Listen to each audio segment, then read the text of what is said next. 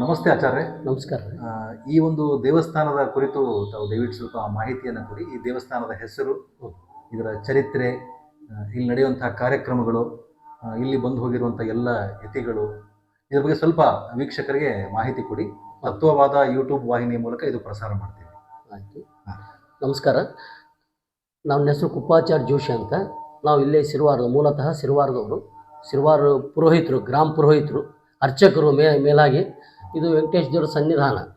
ಇದು ಸುಮಾರು 700 ವರ್ಷದ ಇತಿಹಾಸ.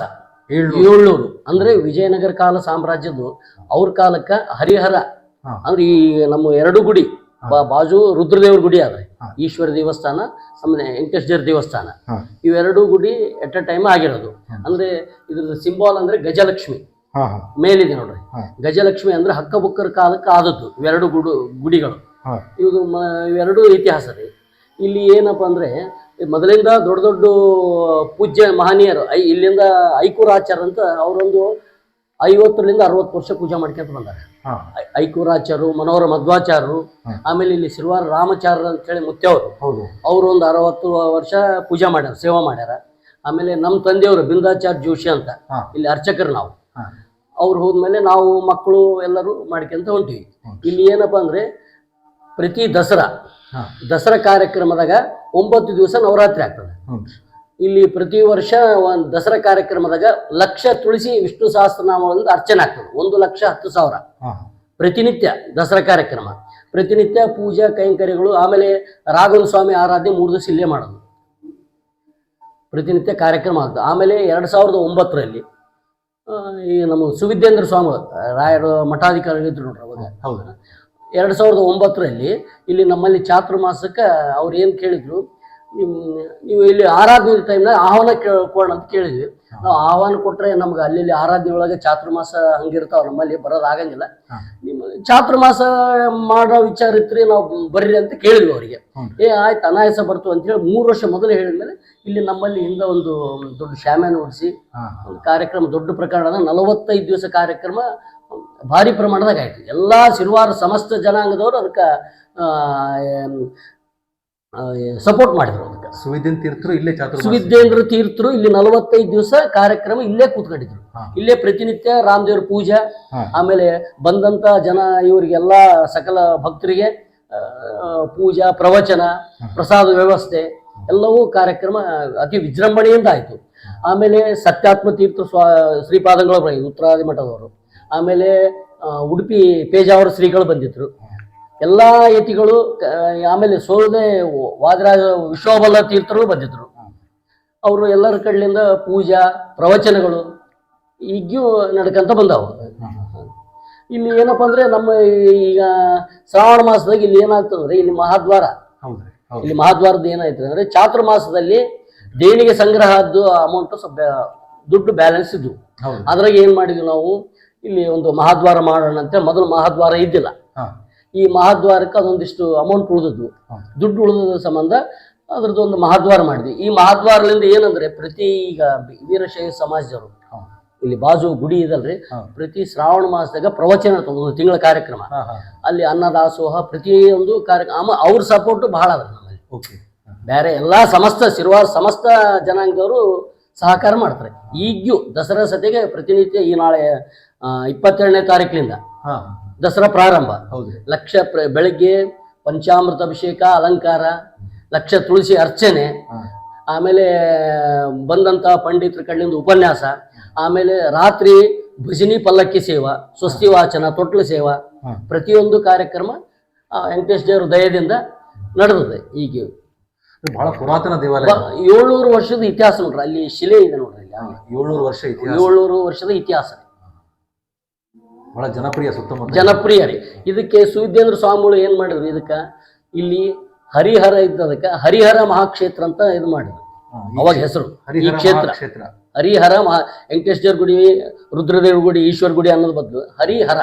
ಹಿಂಗಾಗಿ ಮಹಾದ್ವಾರಕ್ಕೂ ಹರಿಹರ ಅಂತಾನೆ ಬರ್ಸಿರೋದು ಗುರುಗಳು ಅವ್ರ ಕಡೆಯಿಂದನೇ. ಆಮೇಲೆ ಅವ್ರು ಬಂದಾಗ ಮಳಿದೊಂದು ಸ್ವಲ್ಪ ಎಲ್ಲ ಜನರು ಪ್ರಶ್ನೆ ಮಾಡಿ, ಬಹಳ ಸಮಸ್ಯೆ ಅದ, ಗಿಡಗಳು ಒಣಲಕತ್ಯಾವ, ಮಳೆ ಇಲ್ಲ ಅಂತ ಹೇಳಿ ಅವರು ಒಂದು ಶ್ಲೋಕ ಹೇಳಿದ್ರು. ಇಲ್ಲಿ 1000 ಜನರು ಕೂತ್ಕೊಂಡಾಗ ಒಂದು ವಾರಾನುಗಟ್ಲೆ ಅದ್ರ ಕಡ್ಲಿಂದ ಶ್ಲೋಕ ಎಲ್ಲರೂ ಕೂಡ ಹೇಳಿಸಿದ್ರು. ಶ್ಲೋಕ 2009 ಪ್ರಳಯ ಇದಾಯ್ತು ನೋಡ್ರಿ, ಸುನಾಮಿ ಟೈಪ್ ಮಳೆ ಮಂತ್ರಾಲಯಲ್ಲಿ ಇದಾಯ್ತು ನೋಡ್ರಿ, ಪ್ರವಾಹ ಆ ಪ್ರವಾಹ ಆಯ್ತು ನೋಡ್ರಿ. ಅದೇ ಟೈಮ್ನಾಗ ಒಂದು ವಾರ ಹೇಳಿಸಿದ ಮೇಲೆ 10ನೇ ದಿವಸ ಮಳಿ ಇಷ್ಟು ಬಂತ್ರಿ. ಆದ್ರೂ ನಮ್ಗೇನು ಕಾರ್ಯಕ್ರಮಕ್ಕೂ ಯಾವುದೇ ರೀತಿಯಿಂದ ವಿಘ್ನ ಬರಲಿಲ್ಲ. ಅವರಿಗೆ ಇಲ್ಲಿ ನಮ್ಮಲ್ಲಿ ಸ್ವಾಮಿಗಳಿಗೆ, ಅವರಿಗೆ ಸುದ್ದಿಯಿಂದ ಸ್ವಾಮಿಗಳಿಗೆ ಏನ್ ಹೇಳಿದ್ರಂದ್ರೆ ಎಲ್ಲ ಜನರು ಮಳೆ ಸ್ವಾಮಿಗಳಂತ ಹೆಸರು ಬಂತು ಅವರಿಗೆ. ಮಳೆ ಸ್ವಾಮಿಗಳು ಎಲ್ಲಾ ಕಾರ್ಯಕ್ರಮ ಆತನ ದಯದಿಂದ ಎಲ್ಲವೂ ನಡೆದವ್ರೆ. ನವರಾತ್ರಿ ಆಗುತ್ತೆ, ನವರಾತ್ರಿ ರಾಯರ ಆರಾಧನೆ ಆಗ್ತದ, ಪ್ರತಿನಿತ್ಯ ಪೂಜೆ ಆಗ್ತದ. ಇಷ್ಟೆಲ್ಲ ನಮ್ಮಲ್ಲಿ ಕಾರ್ಯಕ್ರಮ. ಯತಿಗಳು ಬಂದು ಹೋಗ್ಯಾರ. ಪುಣ್ಯಕ್ಷೇತ್ರ ಹರಿಹರ ಕ್ಷೇತ್ರ. ತಮ್ಮ ಹೆಸರು ಕುಪ್ಪಾಚಾರ್ ಜೋಶಿ ಅಂತ. ಇಲ್ಲಿ ಅರ್ಚಕರು. ನಮ್ಮ ತಂದೆಯವರು, ಆಮೇಲೆ ರಾಮಾಚಾರ್ಯ ಮುತ್ತೆಯವರು, ರಾಮಚಂದ್ರ ರಾಯರು, ಆಮೇಲೆ ಇವರು ಐಕೂರಾಚಾರ್ಯ ಅಂತೂ ಮೊದಲು ದೊಡ್ಡ ಎತ್ತಿಗಳ್ರಿ. ಇಲ್ಲೆಲ್ಲ ದಾಸರ ನಾಡು, ಇದೆಲ್ಲ ಎಲ್ಲಾ ಮಹನೀಯರು, ಪೂಜ್ಯರು ಎಲ್ಲರೂ ಬಂದು ಹೋಗ್ಬಿಟ್ರೆ ಇಲ್ಲೆಲ್ಲ. ಐಕೂರಾಚಾರ್ಯರು, ಮನೋಹರ ಮಧ್ವಾಚಾರ್ಯರು.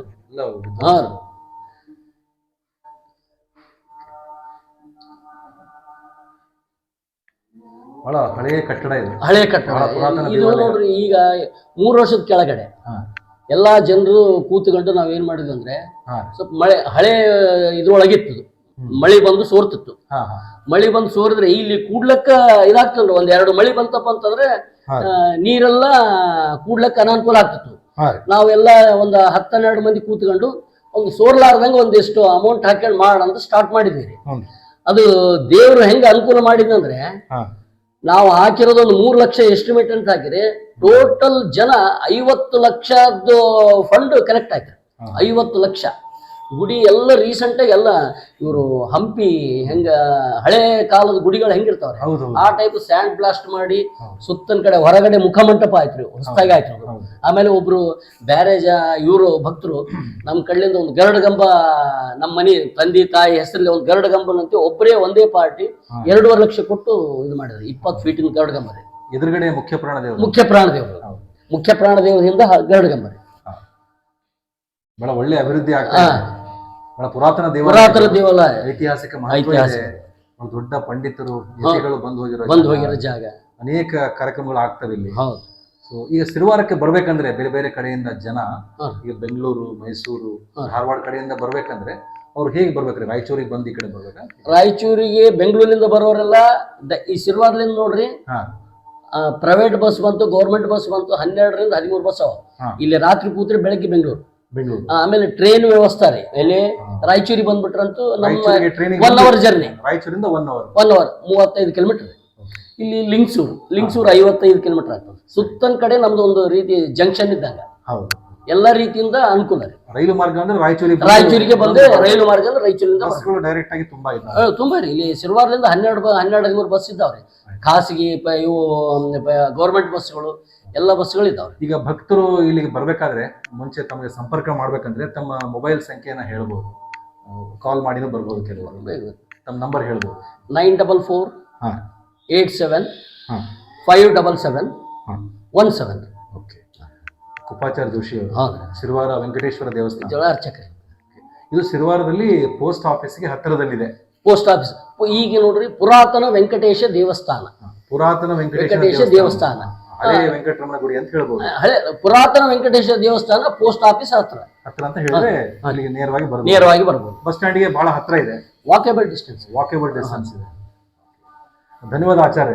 ಇದುವರೆಗೂ ತಾವು ಹರಿಹರ ಕ್ಷೇತ್ರ ಎಂದೇ ಪ್ರಸಿದ್ಧವಾಗಿರುವಂತಹ ಸಿರುವಾರದ ವೆಂಕಟೇಶ್ವರ ದೇವಸ್ಥಾನದ ಚರಿತ್ರೆಯನ್ನ ತಾವು ಹೇಳಿದ್ದೀರಿ. ಇಲ್ಲಿ ಆಗ್ತಿರುವಂತಹ ಅಭಿವೃದ್ಧಿ ಕಾರ್ಯಗಳು, ಇಲ್ಲಿ ಬರುವಂತಹ ಭಕ್ತರ ಬಗ್ಗೆ, ಇಲ್ಲಿ ಬಂದು ಹೋಗಿರುವಂತಹ ಅನೇಕ ಯತಿಗಳ ಬಗ್ಗೆ, ಇಲ್ಲಿ ಆಗುವಂತಹ ಜ್ಞಾನ ಯಜ್ಞಗಳು, ಪ್ರವಚನಗಳು ಮಹಾ ಪಂಡಿತರಿಂದ, ಐಕೂರ್ ಆಚಾರ್ಯರಿಂದ ಹಿಡಿದು ಮನೋಹರ ಮಧ್ವಾಚಾರ್ಯರು, ಇಲ್ಲಿ ಸುಳಾದಿ ಕುಪ್ಪೇರಾಯರು, ಮುತ್ತೆಯವರು, ರಾಮಾಚಾರ್ಯ ಮುತ್ತೆಯವರು, ಅಪರೋಕ್ಷ ಜ್ಞಾನಿಗಳು. ಹೌದು, ಸುಳಾದಿ ಕುಪ್ಪೇರಾಯರು ಎಲ್ಲ ಮಹಾನುಭಾವರು ಬಂದು ಇಲ್ಲಿ ಅನೇಕ ಜ್ಞಾನ ಯಜ್ಞ ಮಾಡಿದಂತಹ ಜಾಗ. ಸೊ ಎಲ್ಲ ಭಕ್ತರು ಕೂಡ ಈ ತತ್ವವಾದ ಯೂಟ್ಯೂಬ್ ವಾಹಿನಿಯ ಮೂಲಕ ಈ ಒಂದು ಚರಿತ್ರೆಯನ್ನ ಕೇಳ್ತಾ ಇದ್ರಿ.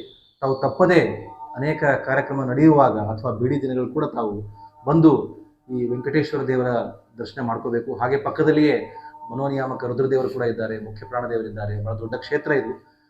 ಸುವಿದ್ಯೇಂದ್ರ ತೀರ್ಥರು ಚಾತುರ್ಮಾಸ್ಯವನ್ನು ಕೈಗೊಂಡಂತಹ ದೊಡ್ಡ ಪವಿತ್ರ ಕ್ಷೇತ್ರ ಇದು.